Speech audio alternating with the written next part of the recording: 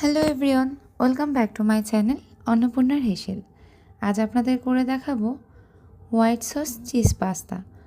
তার জন্য প্রয়োজনীয় সব কিছু এখানে আমি রেডি করে নিয়েছি। Mozzarella cheese, slice cheese, butter, কুচনো রসুন, পেঁয়াজ, ক্যাপসিকাম, ময়দা, চিলি ফ্লেক্স, অরিগ্যানো।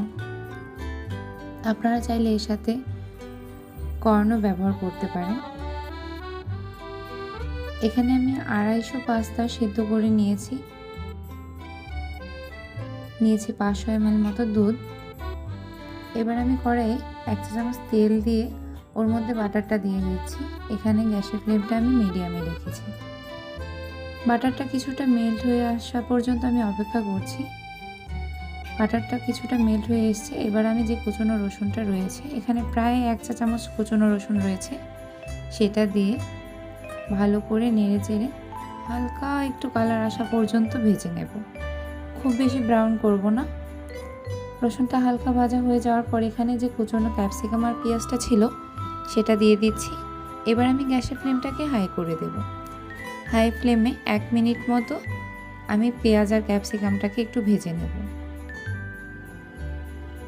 আমার রান্না যদি আপনাদের ভালো লাগে তাহলে please like, share and subscribe my channel. দিয়ে দিচ্ছি স্বাদ মতো নুন দিয়ে মিশিয়ে নিয়ে এবার এখানে আমি 2 চা চামচ ময়দা দিয়ে দিয়েছি। গ্যাসের ফ্লেমটাকে এবার মিডিয়াম করে দিলাম, দিয়ে ময়দাটাকে সুন্দর একটা গন্ধ আসা পর্যন্ত ভেজে নেব। ময়দাটা ভেজে নেওয়া হয়ে গেছে। এবার আমি এখানে দুধটা দিয়ে দিচ্ছি। দুধটা আমি আগে থেকে জাল করে ঠান্ডা করে নিয়েছি। এবার ফুটে ওঠা পর্যন্ত কিছুক্ষণ অপেক্ষা করব।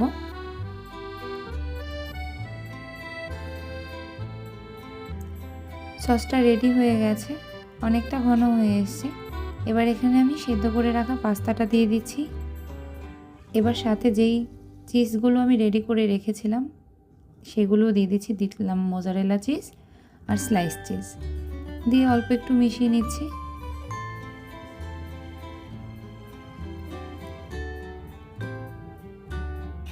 এখানে গ্যাসের ফ্লেমটাকে আমি লো করে দিয়েছি।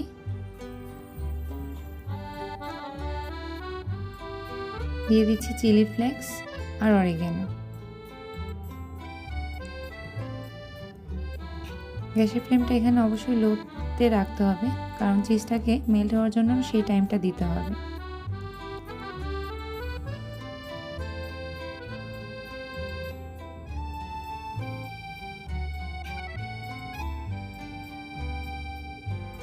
ভালো করে নেড়েচেড়ে মিশিয়ে নিলাম। চিজটা প্রায় মেল্ট হয়ে এসছে। এবার এখানে আমি গ্যাসের ফ্লেমটাকে বন্ধ করে দেব। বন্ধ করে দিয়ে ভালো করে মিশিয়ে নেব।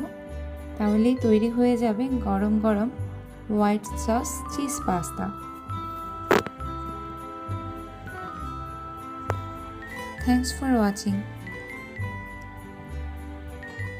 রেডি হয়ে যাওয়ার পর উপর থেকে আর একটু চিলি ফ্লেক্স আর অরিগানো ছড়িয়ে গরম গরম পরিবেশন করে নিতে হবে।